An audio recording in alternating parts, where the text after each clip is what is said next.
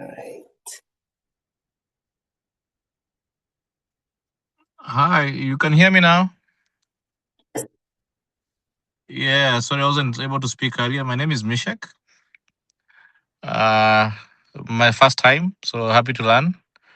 Allow me not to say more now. I am a banker, looking forward into the Toastmasters journey.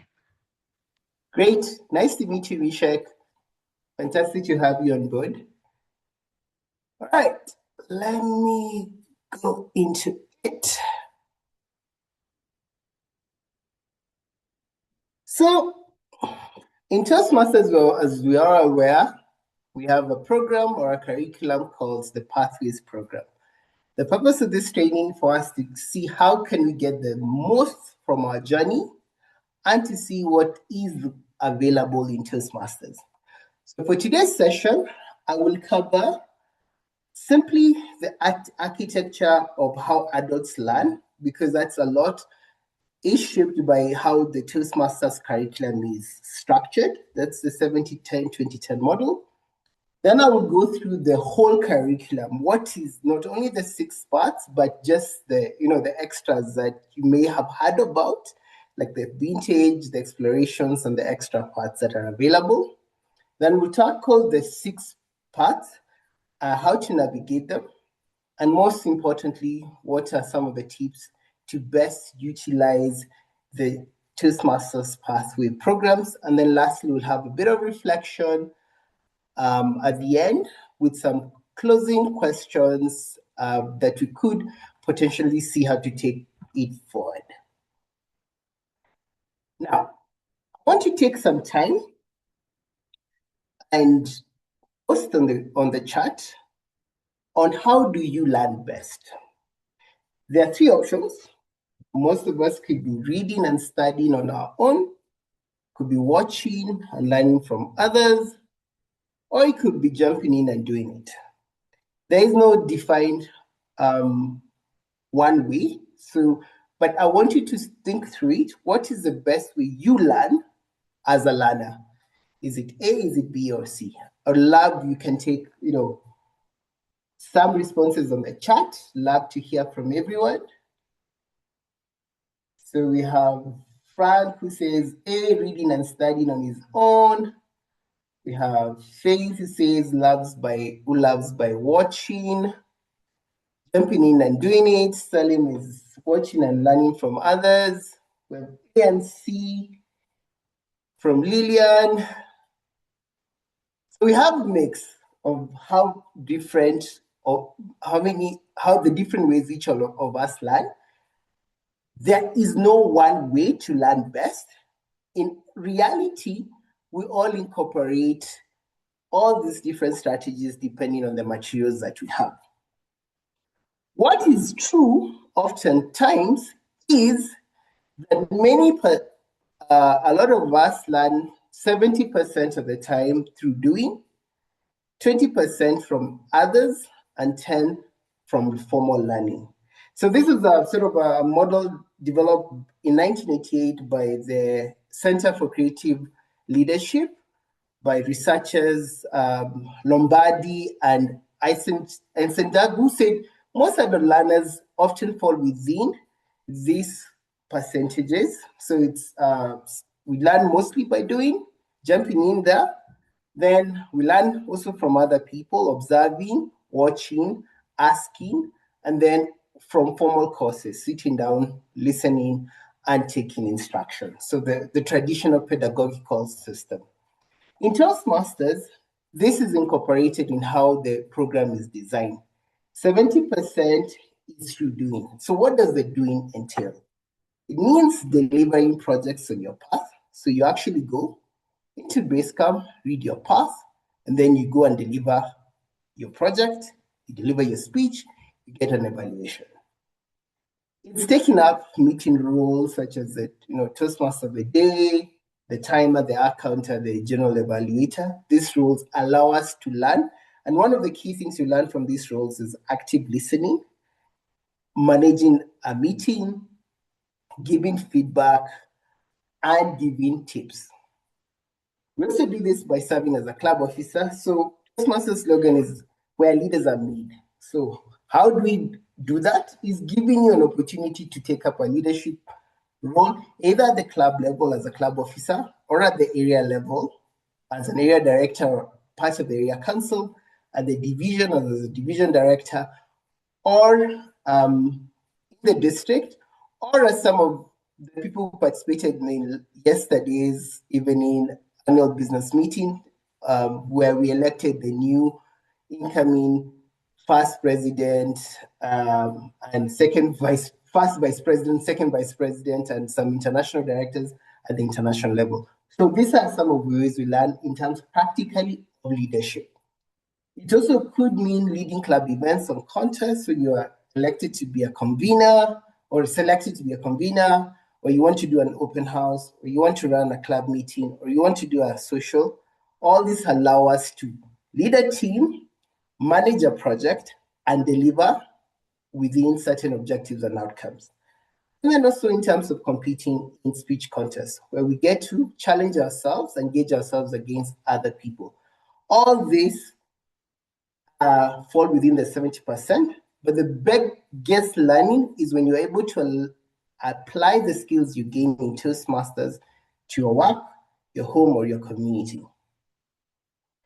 In terms of the 20% where we learn from other people, this is through the 360 feedback we get on our projects. So this some projects, especially in level 4 or 5, request you to get feedback from the people you have led or worked with within a period of time. And this gives you a perspective to be able to identify what are your strengths, what are your weaknesses, and what are your potential blind spots that you didn't know. Through the typical evaluations, where you give evaluations and you receive evaluations, which enables you to learn about how to improve your project, on how to make a speech better. Then working with a mentor, so Toastmasters prides itself in providing mentorship opportunities where you can either mentor or be mentored in terms of getting the most value from your project. Coaching from an experienced member. So coaching is a bit, when you get into the system and you get more progressively better, or you take a leadership role, sometimes the best help comes from a coach. So a coach is different from a mentor. A mentor is a subject matter expert who tells you, this is how you do this. This is how you improve your structure of your speech. This is how you deal with conflict in your team. A coach is one who just asks you the right questions and helps you come up with the best answers or to think through a problem. I would suggest beyond getting a mentor, always also think of getting a coach as well. Then you have guidance from your Vice President of Education, who is the custodian of the Pathways program, who is able to find you opportunities to deliver practice, the 70%, but also for you to unlock some challenges or overcome some barriers you may have as you're delivering your speech. And then lastly, through observing skilled speakers. Maybe you have gone to different club meetings, you've identified one or two people who you really admire how they deliver, whether they use excellent body language, gestures, vocal variety, pitch, facial expressions, or it's simply how they structure the content of your speech. By observing that, we also learn. So then lastly, how does the 10% come in Toastmasters? One, Toastmasters has a learning management system called Basecamp, which has so much rich content. And every project that you do in Toastmasters, it is always imperative that you first go through the content, read to understand what does this project entail, what is the additional information I'm getting before going to just structure and draft your speech and deliver it. Completely online pathway modules. So there are modules that are being developed, and touch some of them, which can help you become, which has things such as videos in your path, or where you can actually watch, or using the resources tab in the Basecamp, which allows you to actually get more additional information and document PDFs, videos, PPTs, Word documents that are available. For club officers, you have also the two club officer trainings that happen at the beginning of your term and at the seventh month, which enables you to empower you with the right knowledge and the right tools for you to effectively do your role. I'm sure some of you have attended the club officer training last month or this month.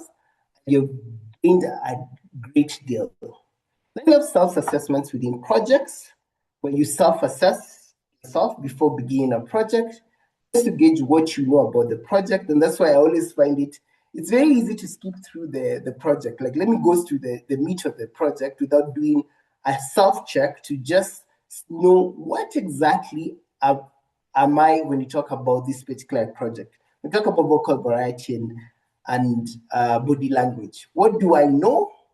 What do I have? And then as you go through the project, you reflect and figure out whether you're able to gain some more skills. And then lastly, it's through the reflection journals of the projects, where you go and reflect on the feedback you've gotten from your evaluators. You discuss this feedback with your mentor and just get to understand what could have been done better, what needs to be improved.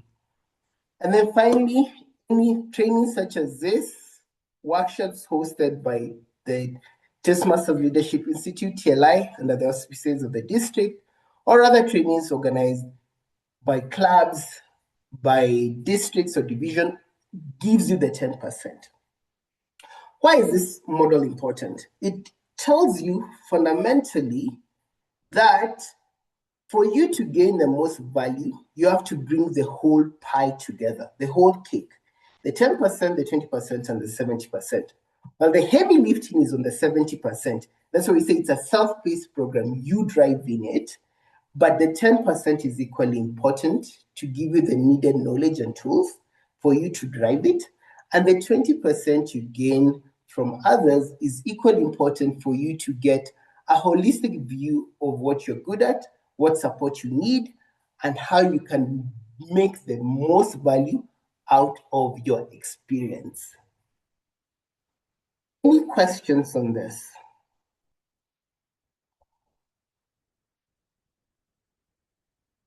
Okay, now you can feel free to drop it in the chat. So now let's talk about the Toastmasters curricula. So the curricula is made of 4 parts. Some of you may have heard of these parts, but we're more conversant with one part. So one of the curricula is what we call the vintage parts. So these are legacy parts that go all the way back to 1924, when Ralph Smedley, the founder of Toastmaster, initially developed Toastmasters curriculum. They are currently made up of 2 parts available. And you have the requirement is you have to complete level 1 first. For you to actually purchase this, you have to, it doesn't come for free. It's $60 per each path. And this, as I said, it comes back to this, back to 1924 and the previous curriculum before Pathways. Pathways was introduced in around 2018. So these are 2 parts available, focusing on communication and leadership. And I would say this is more for history enthusiasts. So if you do complete level 1 and you want to test yourself out, you can always do a vintage path. The second one is what we call the extra parts of projects. So these are free add-ons that Toastmasters International provides.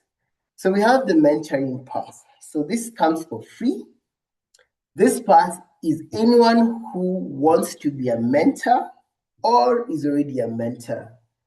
It's really, if you go to your Basecamp, you'll find it that it's available. I encourage anyone who's doing mentorship or would like to do mentorship, so mentor another member, to do the mentoring path. It is made up of 3 projects. The first project, you can finish it within an hour.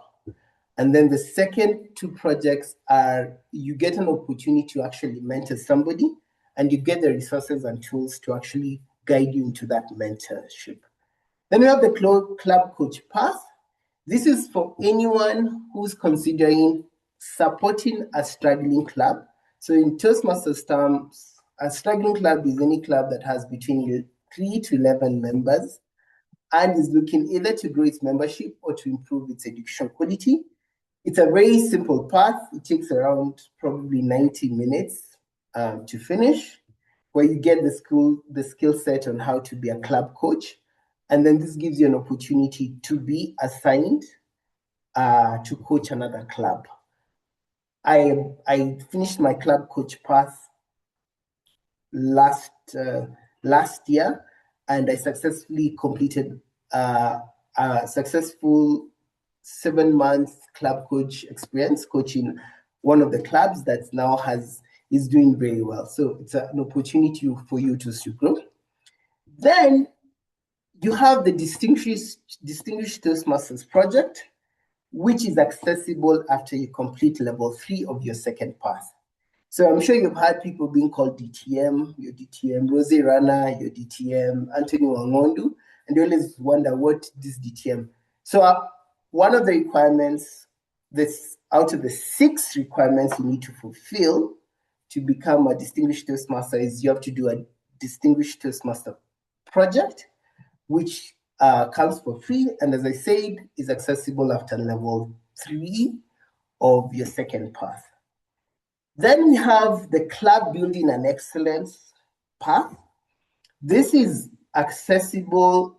It's for district officers, so anyone from area all the way to district, so area division. And this empowers you with the necessary tools to support clubs.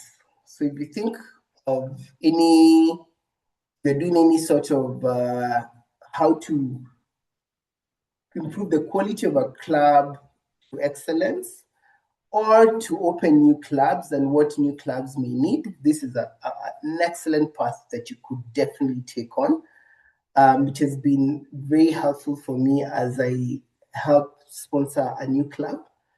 And so it's equally accessible. You can find it in the Leadership Central portal, District Tools, in your base camp.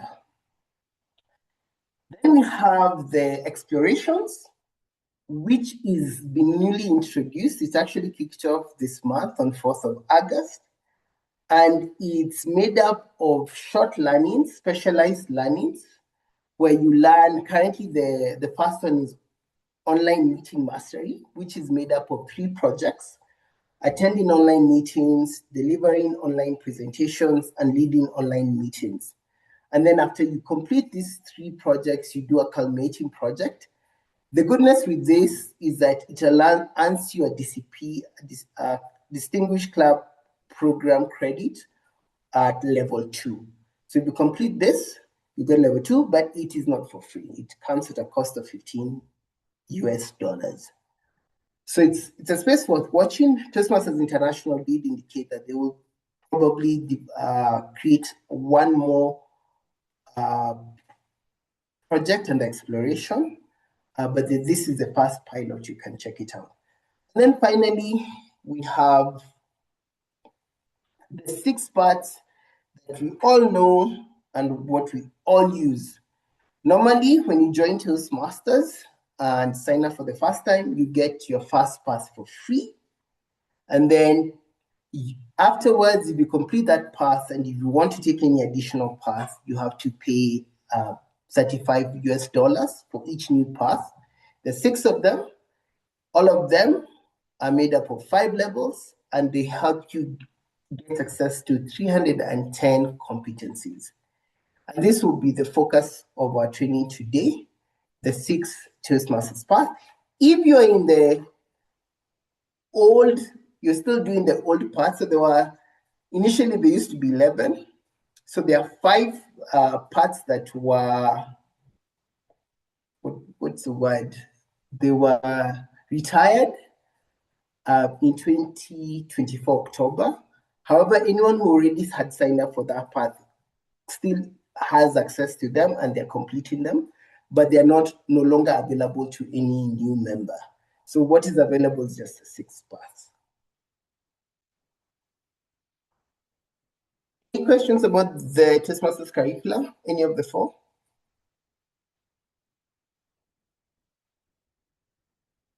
Cool. Just a quick question. I wanted to know how do we access what you've just shown us here, these 4 categories? Okay. So for the vintage parts, you just go to the learning. Once you log in into the Toastmasters portal, you can go to the learning. It's under education. Then go at the bottom where is learning paths. If you select that, it will give you what parts are available. Show you the additional 6 other parts plus the vintage parts. I think also the explorations. And then after that, you'll be able to actually just purchase. You can usually pay through a credit card or a debit card, but should you have any challenges, you'd have to wire the money to Toastmasters. You reach out to education. I think it's education at Toastmasters International for them to facilitate the payment. For you to pay by EFT or RTGS, then they confirm that they receive payment once you provide some proof of payment. But usually they can access in under education. The exploration, which is new, I think it's the same route, but I'm not sure, so I can't confirm that. For the extra parts, the free ones, this one you'll find the club building and excellence under the leadership central. So you click club central, then you go to the leadership under district tools, you can find it. Mentoring path becomes accessible, I think, after you finish level 1.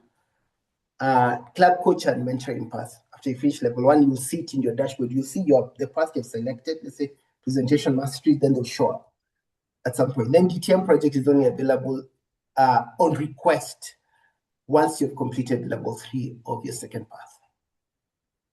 I hope I've responded sufficiently.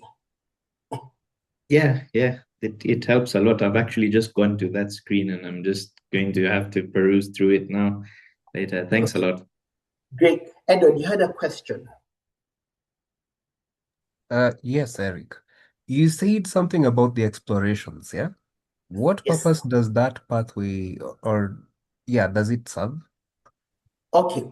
So when it was initially launched, this came in around last year, and the thinking around Toastmasters International was, could we provide some short, specialized path on things people already are requesting for?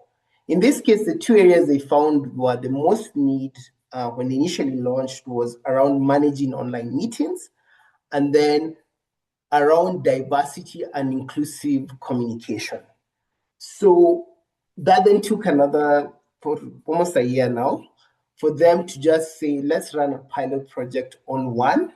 And that's why they launched this month the managing online meetings. So you notice that the 3 projects for the online meeting mastery is attending online meetings, delivering online presentation, leading online meetings. So it's always around these online meetings because a lot of Toastmaster clubs and work, and today's work is done on Zoom or Google Meets or these online platforms.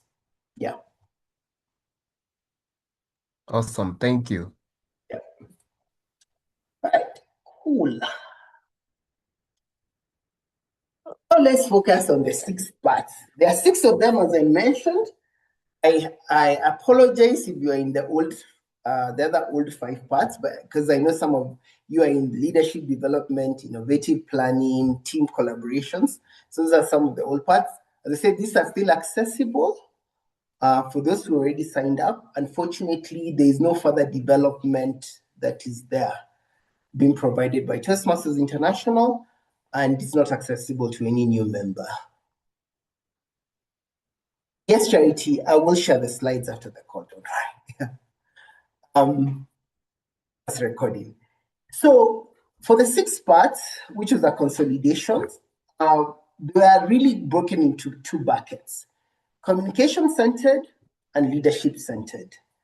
So communication-centered, there are 3 of them. There's engaging humor, which focuses on how you use wit and levity to connect with any audience. So a lot of this part is how can you use humor to effectively deliver your message to a diverse group of audiences. Then you have persuasive influence, which is my second path currently. And this is about how do you make compelling arguments or pitching ideas or negotiating, and then really focuses on you as a leader. So one of the things with this path is now you're a leader, either at a CEO level or a C-suite or any form of leadership. How do you communicate your ideas, vision, and negotiate? And then the last one, which is presentation mastery. This is a recommended path for any beginner. And this is built on just learning how to be an effective communicator, building the confidence and the muscle to be able to communicate effectively. So you'll find a lot of focus on technique, connection, deliveries. It's one of the purest, I'd say, communication paths. And that's why often it's the recommended path for any new beginner. In the leadership-centered side, we have the dynamic leadership, which is my first path. This focuses on leading teams, managing conflict, and inspiring action. So there's a lot of the projects you find they are less communication-centered, though level 1 is for all parts almost the same. It's not almost, it is the same for all parts. But after level 2, you find that for dynamic, you had a lot of what is the leadership style? How do you do change management? How do you become a situational leader? Motivation strategy is the second leadership-centered path, where it teaches you a lot of understanding motivation, especially if you're in a team leader role. How do you motivate your team? How do you build connections? How do you lead groups? And then finally, you have the visual communication. So this moves the notch higher in terms of strategic thinking. So you run an organization. How do you first craft a vision, then a mission? Then how do you turn your vision and mission to action? How do you deal with the issues of planning or change management? So you find a lot of these parts, the leadership center on a lot on leadership. However, as a caveat, level 4 and level 2 and level 5 of all the parts have a leadership component, because a lot of those projects focus on you being part of a team or a group and delivering a complex project for a period of time. And so there is an emphasis that level 4 and 5 are more leadership centered, as much as the parts that focus more on leadership are the 3. Then we have each path has 5 levels: level 1, level 2, level 3, level 4, and level 5. Level 1 is the same for all parts. It has 4 projects. The first project is an icebreaker. The second project is speech with a purpose. The third project is vocal variety and body language. And then the fourth project is evaluation and feedback, which is made of 3 parts: deliver a speech and get feedback, then apply this feedback in your second speech, then do an evaluation. The purpose of level 1 is for you to master the fundamentals as a communicator in Toastmasters. So you'll find it's the same across the board. Level 2 is around learning your style. So you'll find one of the projects, I think, which is same across all the pathways, is Introduction to Toastmasters Mentoring, which usually is the third project. But there might be variations in terms of the other projects. So like for me, persuasive influence level 2, I had active listening, which was to take up a table topics master role and to demonstrate you can actively listen. While in dynamic leadership, there was nothing called active listening. What there was communication styles in dynamic leadership. So level 2 begins to veer off depending on the path you're taking. Then from there onwards, level 3, 4, and 5 are unique to the path and the objectives and the element that you want to gain most from each path. When you join Toastmasters, normally there are 3 ways to select a path. Either there's an available on the portal a quiz or a self-assessment. that allows you to do a series of, I think, 30 questions and then makes a recommendation. I believe you'll be suited based on your goals to take on leadership, dynamic leadership, or to take on persuasive influence.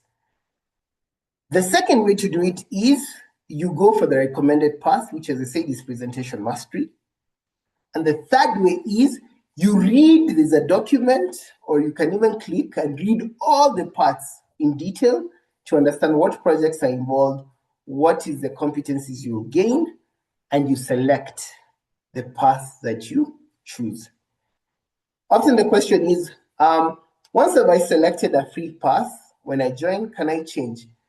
Often no, that path will be there. Whether you leave Toastmasters, come back 10 years later and you log in again, it will still be there. What you can do if you are not comfortable or you feel you've chosen a wrong path at the very beginning is possibly just purchase another path at $35 and then start on off. But usually I say, whatever path you've chosen, you still learn a great deal, just start. Yeah. There was a question from Smugo. When you join as a new member, this is where you start? Yes. So when you join, you get one free path of the 6 that are available, and you select the path. You have the option, and then you start. Cool.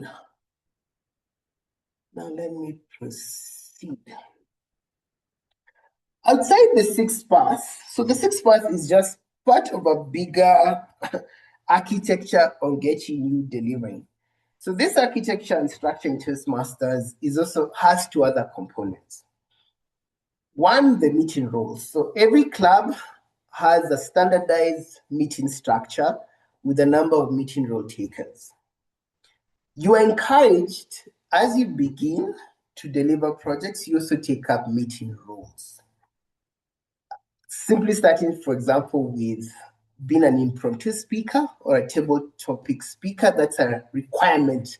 So for any new member who is coming in, before they deliver their icebreaker speech, they need to do their table topic speech, just to then get used to being on stage, delivering speeches. Before, meeting roles were sort of everything in Toastmasters is voluntary, but they tended to be voluntary.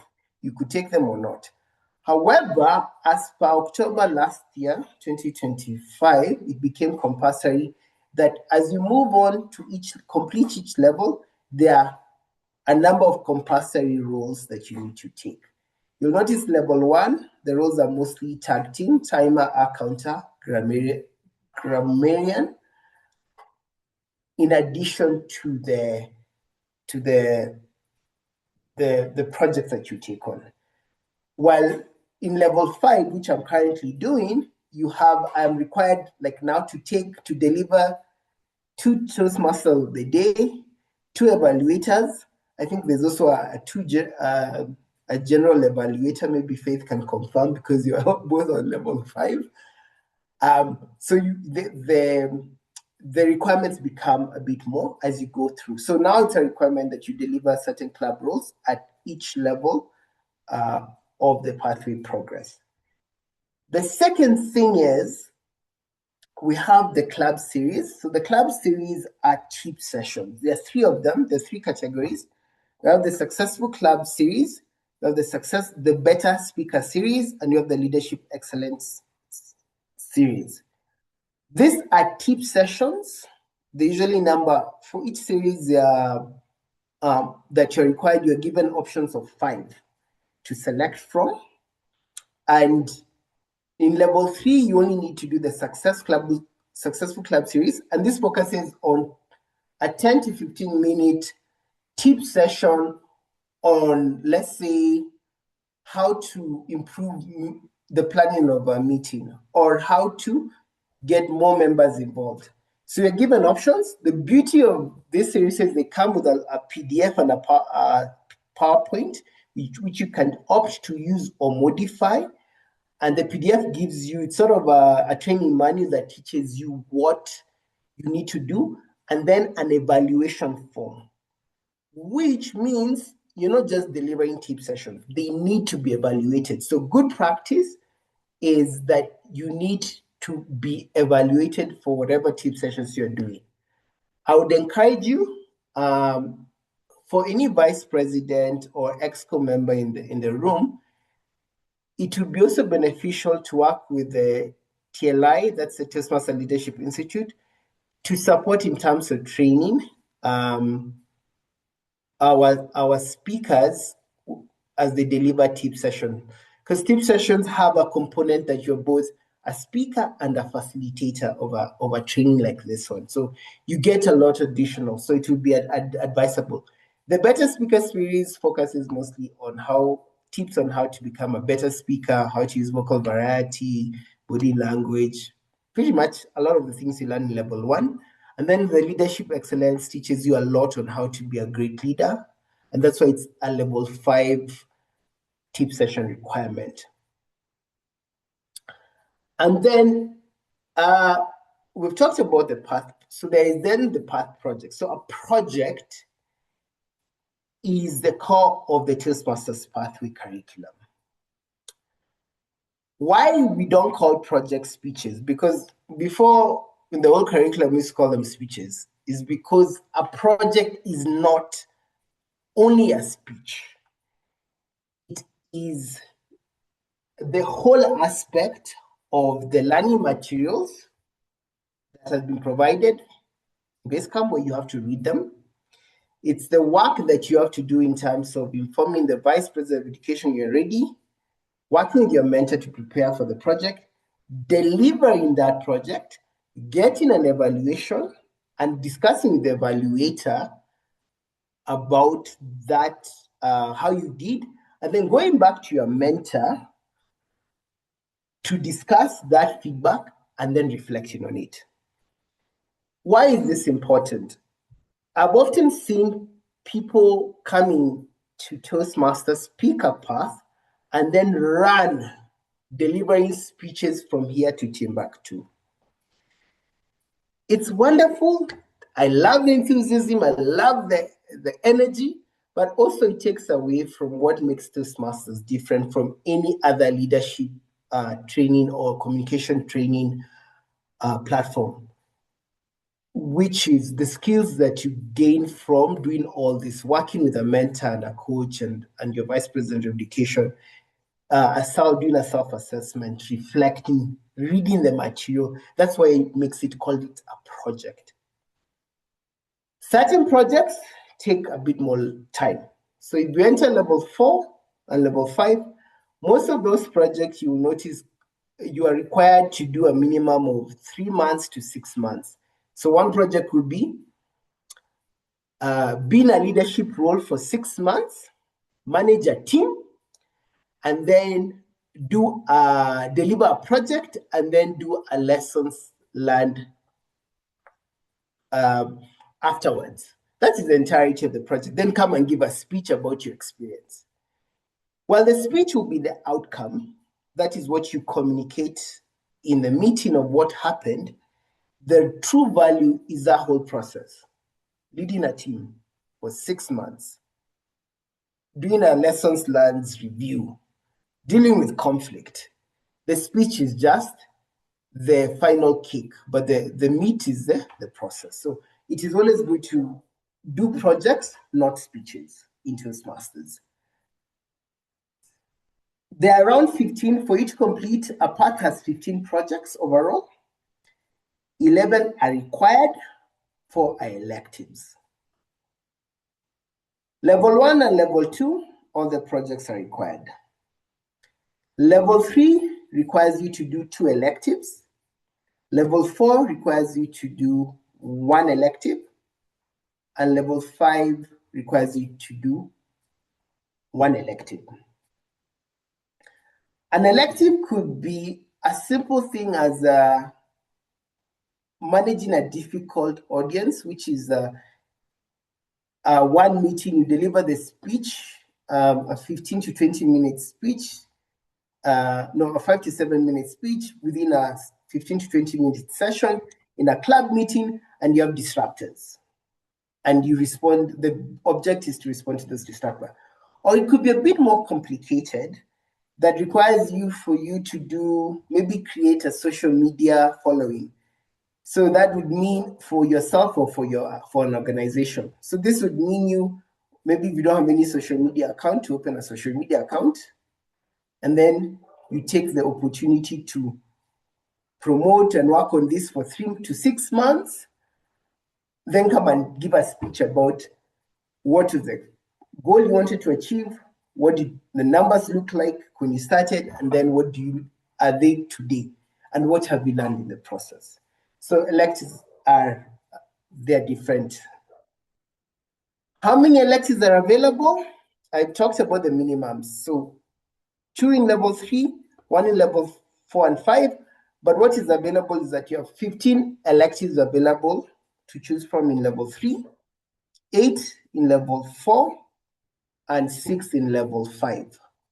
Not all the electives are available in each level. So for example, you might find an elective available in level 3, but when you go to level 4, it's no longer available. It's a new set of elective.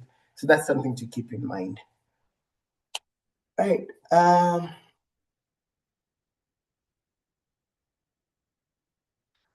right, Mishak, I'll come back to you. That question. I had a question from Killan. I'm currently working on strategic relationship. I didn't see it in the list. I take it that it means subscribe. So strategic relationship is among the 5 I was saying that were discontinued in 2024. That's why it's not among the 6. That only means that you can continue to do it and complete that path, and you will get credit for it, but it's not accessible to any new member who joins after October 2024. And there are no upgrades to that path. So that means there are no additional materials. So there's always this continuous improvement of the path, addition of videos, new resources in the path, but there's no additional work being done on those 5 paths that were done away with. Right. Right. Right. So then I come to the final part, which is, okay, fine. How do we then drive our own learning? So we know that this is the playground you're playing from. We know that this is the ideal model for you focusing on your growth and development, but then how do you do it? But I'll begin this with a question. Which bucket do you most neglect in the 10, 20, and 70%? So I would like your thoughts and opinions. Drop them in the chat, or if 1 or 2 people can switch on their mics and just say something where they feel they neglect in these 3 buckets. Love to hear from.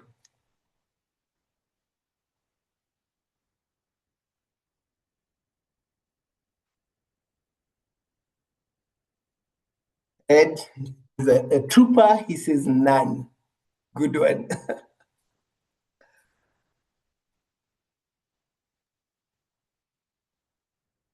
Faith? Yeah, go ahead. From the 3, I really love doing, which is the most effective one, and I really enjoy doing it. From learning from others, it was very recent that I learned how to do this, where I sit back and listen to other people's evaluations so that it becomes a feedback that I can use for myself, other than just being present in the meeting. I tend to neglect formal learning. I think it's very I don't like it. I feel like it's too formal. Does that make sense? Don't know if it makes sense, but yeah, I do neglect formal learning. But for the rest, I do enjoy them much in Toastmasters. Okay. Do you see some value, as much as it is difficult and challenging, do you see some value in the formal learning? Yes, I do. Okay. That's good to hear. President Killen, share some thoughts with us. I would say, in my case, my very nature is just about learning from doing. So I've never really had a problem with that part. And the formal learning and observing of things is one of those areas that I've also recently worked on and improved upon. I have recently gone on a bit of an evaluation kick to prove to myself that that is actually what I've done. And the outcome was in 2 or 3 straight meetings, I was the best evaluator. So I felt like whatever it is that I observed and changed worked for me. But it's like I was discussing with our VPE, Waidera, who I believe is also a part of this call. I think for me, one of them challenges is learning from others, in the sense, when I was with the Smart Speak initially in 2016, when I started, I realized mentorship was a problem. I was not able to find decent mentors, work with people, and learn from others in that regard. And I still find that to be a bit of a challenge, because when I joined Easy Speak, a lot of the people were fairly new. And so what I found happening was I used to be gassed up a lot. And so I used to ask myself, so if I'm there, I'm happy to help people with whatever I know.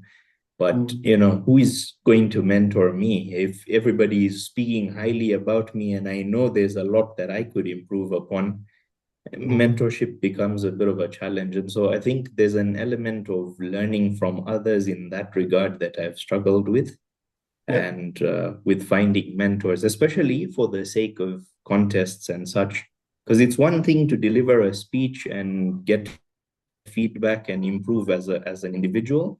But, to take it to the next level, to elevate it to the next level, you need to take a different tack to learning from others. I feel like that is a key point for me.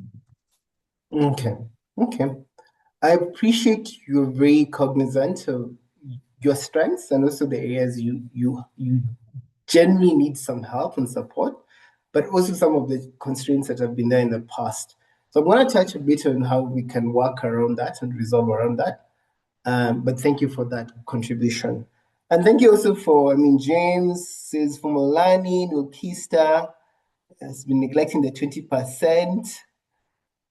Albert says Formulani is one that is neglected. I think many of us as product of it for Formulani is a crucial and very important thing to build on.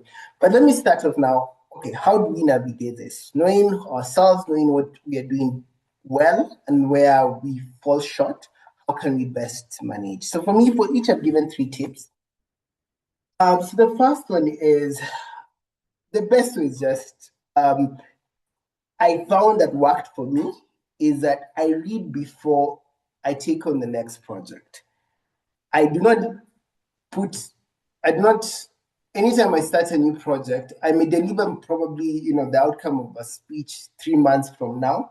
So normally how I work around is that I aim to complete a level once a quarter. So I calculate how many projects are in that level. Let's say there are 3 in level 2.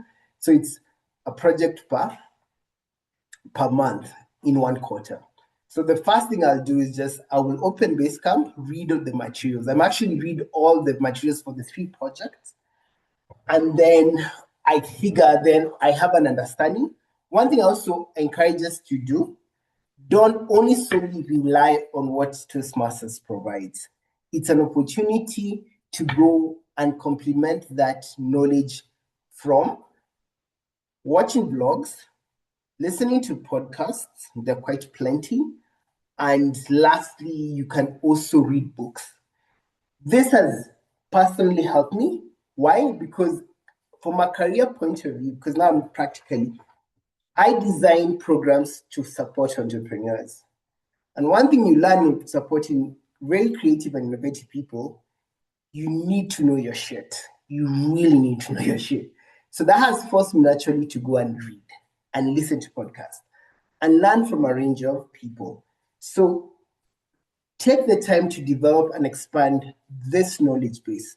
The point of the 10% is really, it's not skills building, it's more knowledge building. If you don't know how to read a book, some of us how to read books, there's a fantastic book by Adler Mochmeyer, the American philosopher, who says how to read a book. Literally, the title is How to Read a Book. It teaches you first how to read a book. Maybe we can start off there. But for me, that read, but also complement the knowledge Toastmasters provides, because sometimes it's also very limiting. Secondly, the time to do the self-assessment. This helps you assess where you're actually weak in that subject material. So what you know, what you don't know, what you didn't know that you didn't know. So this helps you just gauge where you are starting off on the project, but also on the path. So when you select a path, especially your second or third path, take it from a point of reflection. What have I gained from the previous path, and what can I improve? Then attend a TM training with a specific question. So any training that Toastmasters does a ton of trainings globally. So don't restrict you to District 114. I found myself in trainings in India, in Ukraine, in all sorts of places. And what that helps you is to also open your mind from a very global perspective, but always go into that training with a very specific question. Remember, a training is only 10%. Even this training I'm doing is only 10%. Probably everything I've mentioned you have forgotten. That's why people request for recordings and slides afterwards, just to go and reread. So it's an opportunity to always go, what's the one thing I've taken out from this training, and what am I going to do with it? Convert the 10% into the doing. In terms of learning from others, utilize your evaluators. Anytime you receive evaluation, don't just get the 2 to 3 minutes evaluation that an evaluator gives on stage. It's an opportunity before you deliver the project to have a conversation with the evaluator and ask them, could you evaluate me in these 2 or 3 specific things beyond what the evaluation form says? Then after the evaluation, sit back with them and ask, give me a more detailed evaluation and nuance that I didn't get from the 2 to 3 minutes. Do not rely just on the 2 to 3 minutes that happen on stage. Actually take the time to sit down and learn from your evaluator. But in addition, if your mentor is present or your coach is present in the meeting, it's also an opportunity to get feedback from them. How do you think I did? And don't restrict the feedback only to the project, also the meeting roles you did. I've seen value when I do an evaluation or I'm at TMOD, I go and ask my mentor who is present or somebody who is present in the meeting, how do you think I did? What's one thing you think I could improve on? Maybe it's time management as TMOD, because some of us struggle with that. Then you book the next session and apply that one feedback. Growth happens on consistency than intensity. It's the small things that you do consistently that gets you further along than the one thing that you do with a lot of effort and intensity. Secondly, definitely get a mentor and use them. Toastmasters is made up of 14,000 clubs, over 270 members. A mentor does not necessarily need to come from your club, and you will learn very quickly as you grow into your leadership and communication journey. It is very advisable to get a mentor to help you with a specific area. If you don't get a mentor, get a coach. One of the things I did very early on in my journey was I got a coach to help me with evaluations, because I was like, okay, I've seen the value of evaluations also in my own real life, giving feedback to my teams and colleagues. And I got somebody who's a district champion in evaluations to coach me, and to look at what I do, to videotape when I do an evaluations, and to give me feedback. Also, I was working on my vocal variety. I got a distinguished Toastmasters from Uganda who's very good. We have the same kind of vocal timbre to assist me on how to do the low register of my vocal variety because I'm naturally loud. So how especially so work on this. So find a mentor, find a coach, but get it to one thing. So you don't always at the beginning for a new member, a mentor is fantastic because everything. It's confidence, it's technique. But as you get further along, I would suggest that I get a mentor or a coach to help you with one specific thing within a defined period of time. So you could say, could you coach me for the next 6 months or the next 1 year? Then learn on your VP, lean on your VP and coach. As I said, your VP education is fantastic at helping you also find these mentors, find these coaches, also get you the opportunities. So bug them. They're there to help you. They are also well connected because they are also in a network of all the clubs, at least in District 114, and they are aware when an opportunity will be best suited. They're doing, I think pretty much of you are doing it. I would say take every role seriously. Because you've been asked to be timer, it's not, ask yourself, how can I elevate this role? Perhaps I could make it into a speech. Yet 2 minutes, 1 minute introduction and report can be a good, fantastic way to practice table topic speaking.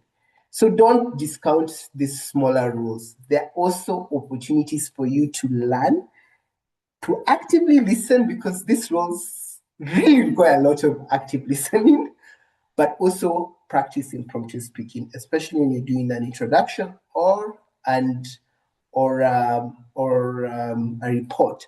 And this is also an opportunity to request your VP to even find, can you have somebody assigned to evaluate me as I take this role so that I can continuously improve.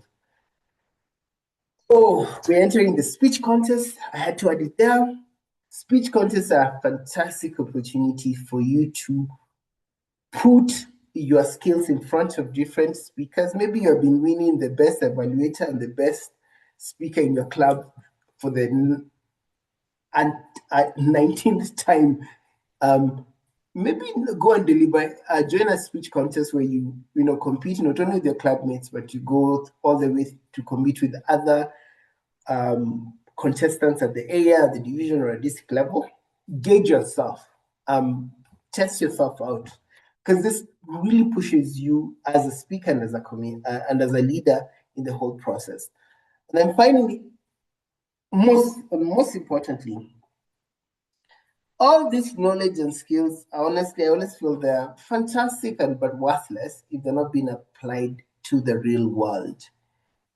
Do not narrow your growth to Toastmasters. That I have a repertoire of many leadership roles I've taken in Toastmasters. I've been a club mentor, club sponsor.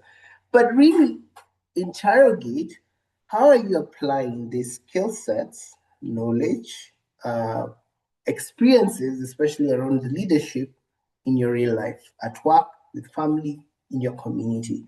One of the most instrumental things I've learned in Toastmasters is when I was elected for another second term for 2 years as the treasurer of a neighborhood resident association.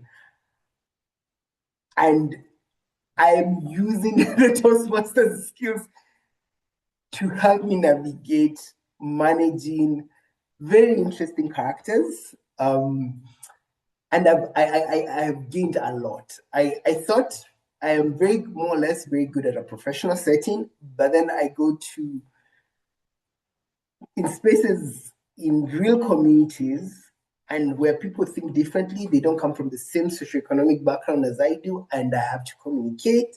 I have to actively listen. So I'm applying these skills. Very, even today I had a conflict with one of my neighbors, and I needed to call to the Toastmasters angels to help me communicate without lashing out. So utilize the skills. That's the best way. Application is in real life. All right. Remember, Toastmasters is a playground. Real life is where transformation lands. It's where we actually apply the skill sets we learned. I want now to just take on any questions that anyone might have. I cannot see any in the group.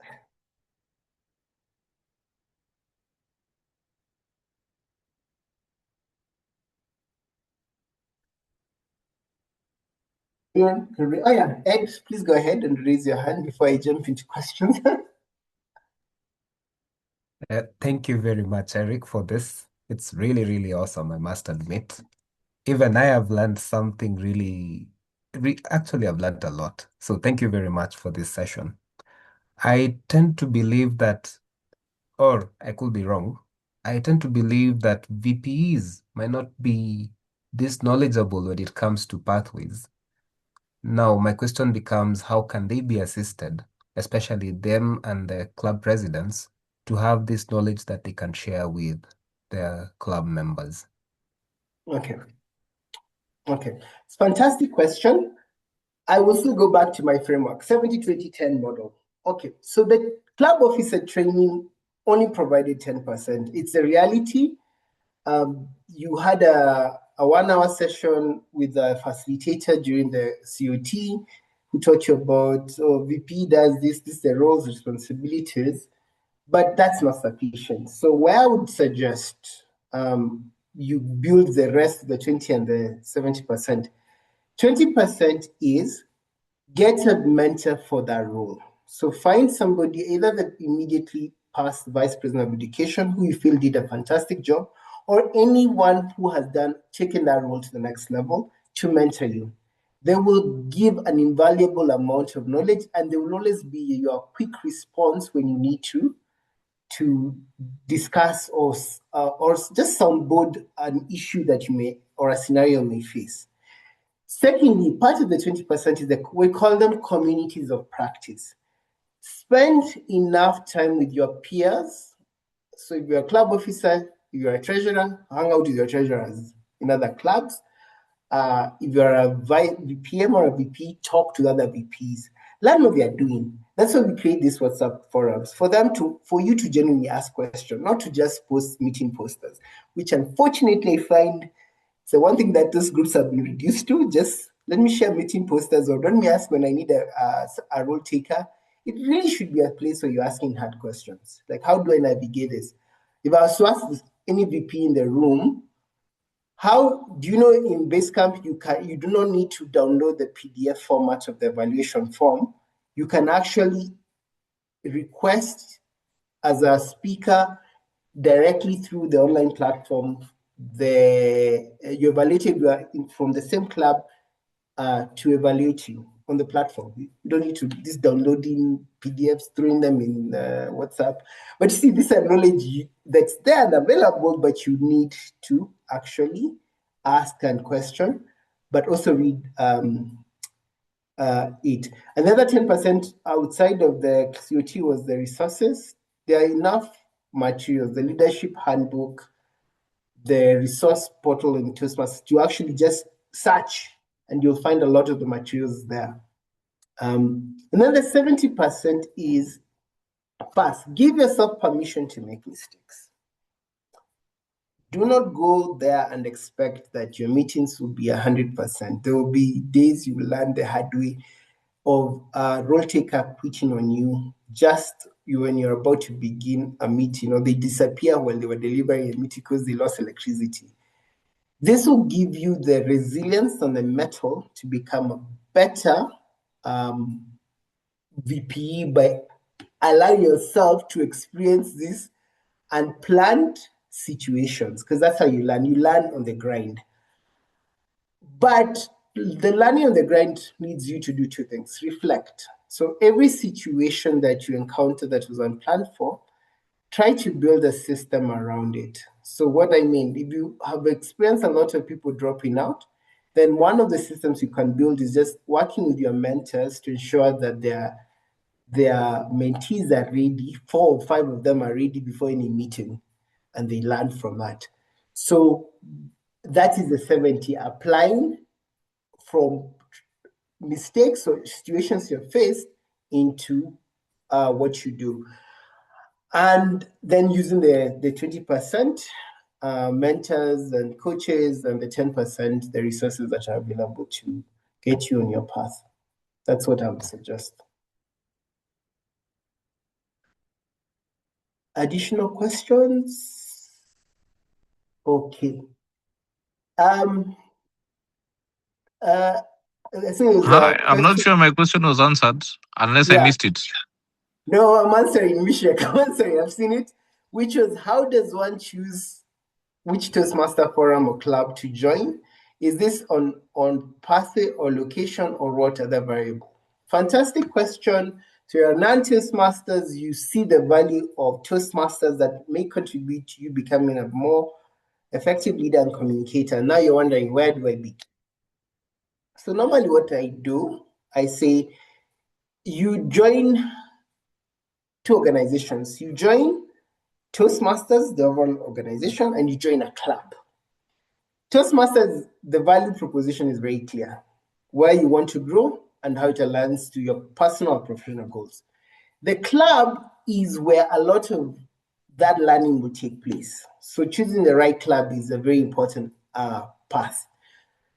How you choose a club often is made of, I would say, three things. One, make it convenient.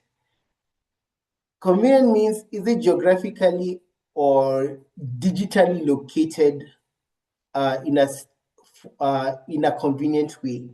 Look at your schedule, look at what you do. Maybe you want something closer to your home, or you want something closer to your job, or on your way to either first or second place spaces, home or work. Or you could say, honestly, given my busy schedule and I travel a lot, maybe an online club or a hybrid kind of club meets would be more ideal. So it needs to begin from the place of looking at my lifestyle and my life. What can you accommodate? So that's the most important question, number one. Then the second one is, clubs are communities. And for you to get the most value, you need to have a sense of belonging. So in the Toastmasters portal, there's something called Find a Club, which gives you, it will give you through a Google Maps the locations of the various clubs. I would suggest with their timings, and I encourage, if you're a club leader, please ensure that information is up to date. Your meeting times, your meeting location. Use that to identify 3 or 4 clubs that are within that geographical scope, or the digital if you're going online, and visit them. Attend their meetings. See how our Toastmasters meeting is run. Meet the club officers, meet the club members.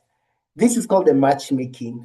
You need to find a place where you feel you belong, and that's why we have the opportunity for you to attend a club meeting. Some will have guest fees, especially most of the physical clubs. The online clubs usually don't have a guest fee, but get visited.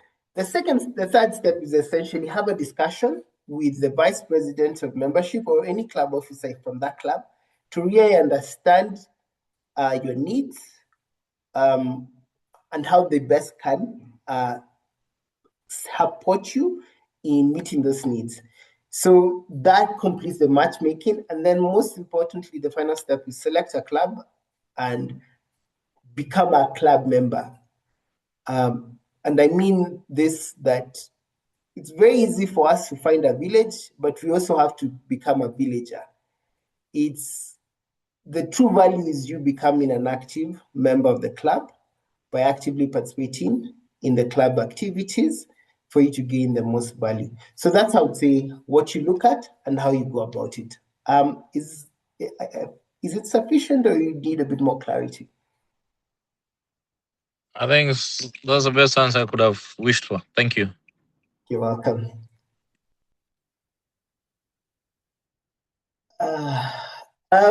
Now, I have still 19 minutes, which was now the Q&A. And it's now for me time to ask you questions. So feel free to respond to these questions. So you have been assigned a new project. What is the first thing you do? You have been assigned a new project that you're clueless, or you have some idea. What is the first thing you do? Raise your hands.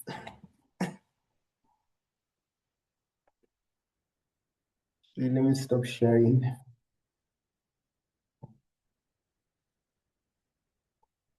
ChatGPT. I'm good. I'm not. AI has its value, so definitely reach out to your mentor. That's a good approach. What's the other thing? What do you do? Read. Yes, read. Go through Basecamp. Fantastic. Okay. One additional thing I would say, and this is what my mentor used to say, ask the person who has assigned you the project, what are the expectations, the timelines, the deliverables? What does success look like? That's the first thing. And she said this because I often find, and as a leader, I found it, we go running around headless chickens. Oh my God, I don't need to. My confidence and my pride cannot be. I need to go and prove that I know this thing. So you go run, do this. Just ask the person, what do you expect?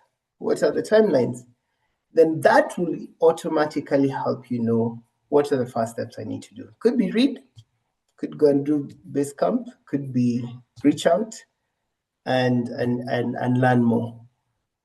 And that happens a lot even in Toastmasters. When you get, especially when you get roles such as a convener or a club officer, and you want to, all these resources are fantastic, the 10%, but start by clarifying. All right, my next question is, what is the first thing you do? Sorry. Your evaluator says, great job, loved your speech. You have 30 seconds. What do you say to them? Please open your mic. See, I don't chat. You use your voice. I've spoken. Thank you for 30 seconds. Yeah, let's practically. What do you do? I mean, you've got an evaluation. What do you do? 30 seconds.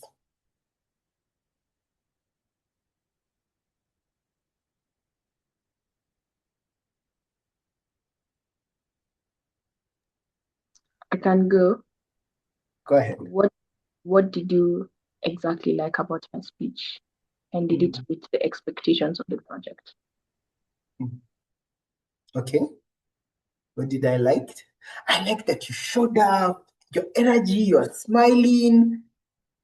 I even like the story. Yeah, I think you did. That is the response you get. Could you give me the specifics? Is it the body language, the tone of variation, the storyline? Was there a flow? I would like some specific on it. Fantastic. Thank you, Faith. Exactly.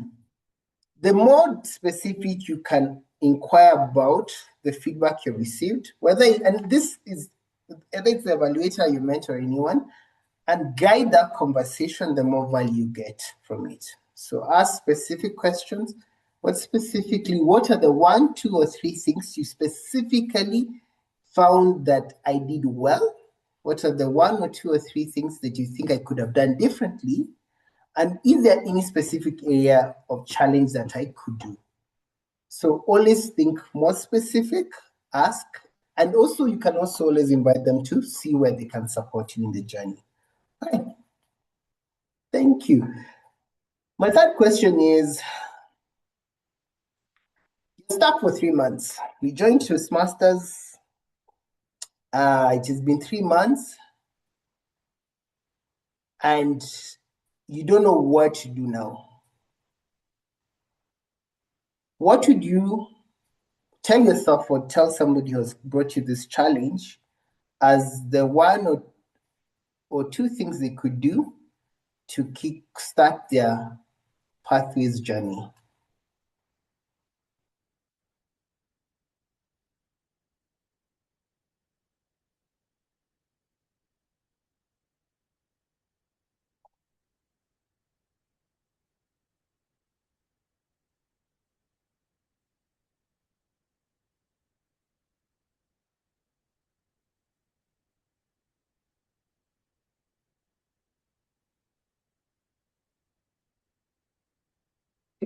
We all stuck.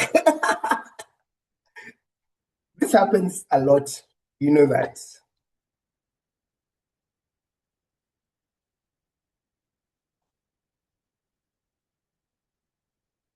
Okay.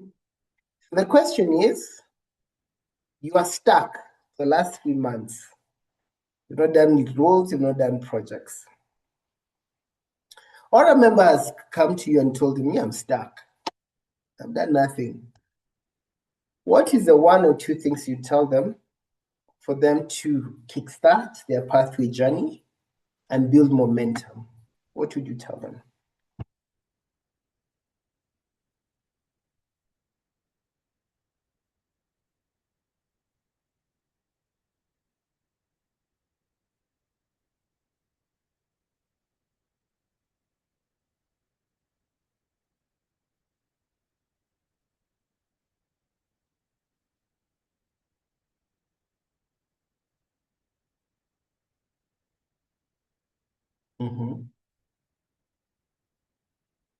Fantastic. I like that response by Lillian, and find out why they're stuck or feel stuck.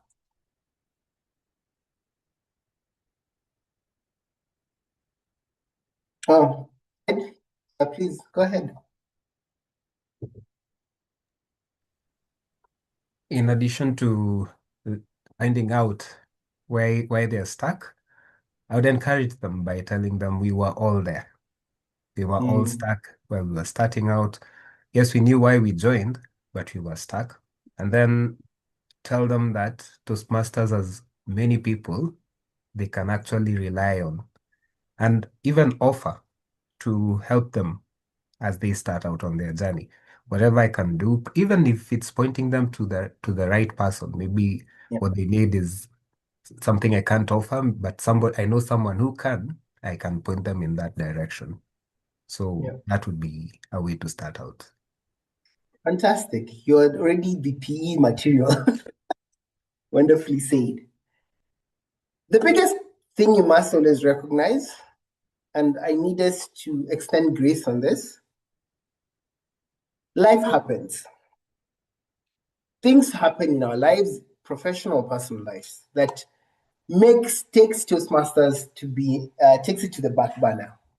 You know, I've had situations where a member says, look, me, I'm 6 months pregnant. I'm having morning sickness from here to Timbuktu, and what Toastmasters be the least of my concern. Or I've lost my job.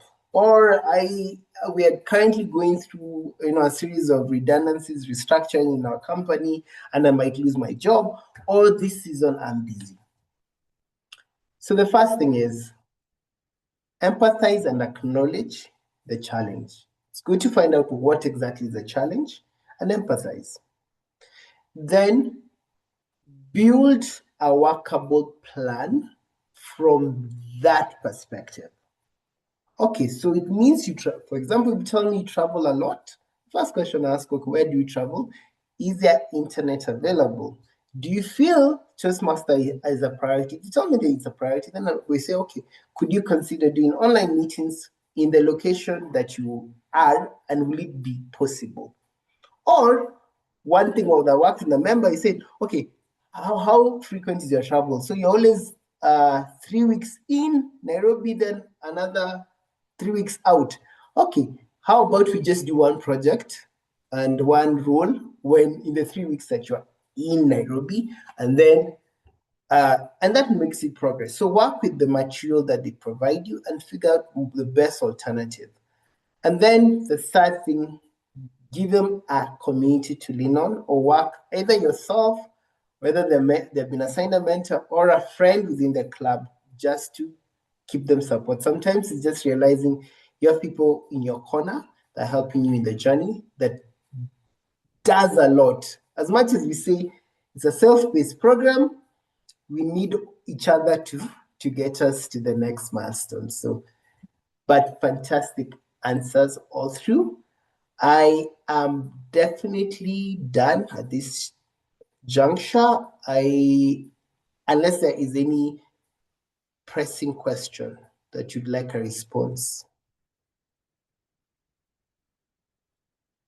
All right. I would like to then just invite our area director, Edward, who is the one who encouraged me to take up this. You have something to say before we just wrap up? I think we're within time. Can end up early. Hey, Mr. Eric, Yeah. you've done a fantastic job. I really pity all the guys who did not attend this because honestly, we've all learned a lot. For example, about the pathways and the different categories that they are in, like the levels, what do you call it? Yes, the levels and what they address. They are actually additional pathways, there are like two of them I didn't even know about. Yeah, that was really awesome. You've tackled it in such an excellent way. There's nothing more I can add to that. I hope there's a recording, especially for the guys who did not attend, because they need to hear this. Awesome work. Keep it up. And we're so glad to have you. Back to you. Thank you, Director One, Ed, for that. Yes, definitely. I will share the PowerPoint and I think I'll share it as a link plus the recording.